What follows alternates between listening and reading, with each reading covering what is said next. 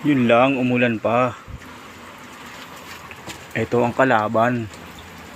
Kalaban nating mga madiskarte sa buhay at mga nagsisikap naghahanap buhay ng marangal. Ayan ang kalaban natin, ulan. Oh no.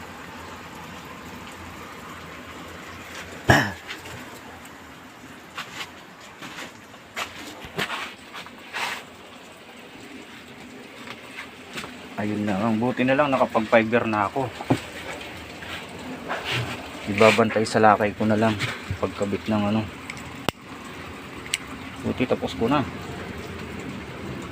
Install na lang ako ng ano, leg cover. Ito ang bracket ng taillight. Yung ganyan taillight oh. Tapos yung leg cover, install tayo ng ganyan sa likod. Buti bago umulan, na-repair ko na. At na-fiber ko na yung bumper. Yung bumper na ito sa hulihan doon. Nandun sa hulihan.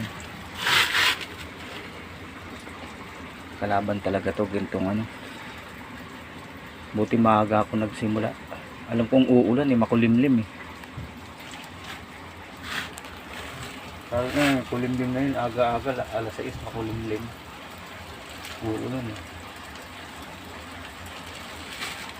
Kaya dapat malakas ang pakiramdam mo sa panahon. Lalo ganito nasa open air tayo. Walang bubong. Buti naka-repair na tayo ng ano. Nakapag-fiber na tayo. Na-repair na natin yung frame ng back engine cover. Bali magkakabit na lang tayo ng back glass.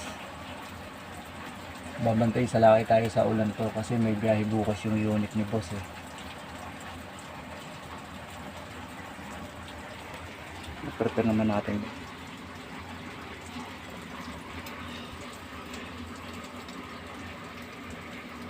Bumper bracket, taillight bracket, repair, back engine cover, structural, frame, tas back glass. Magkakabit tayo niyan mamaya. Makati-kati pang gagawin tas umuulan-ulan pa. Awit gar.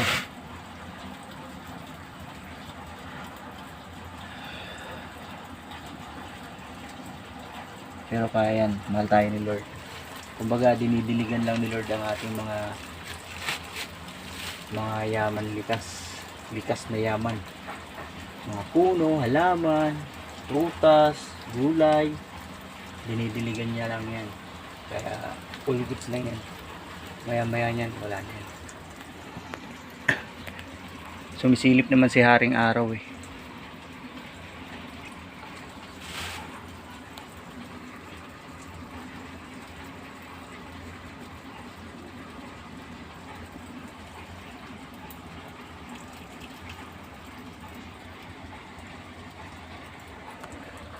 Alright guys, good morning. Time check 9 na, plus may 9 na umaga guys.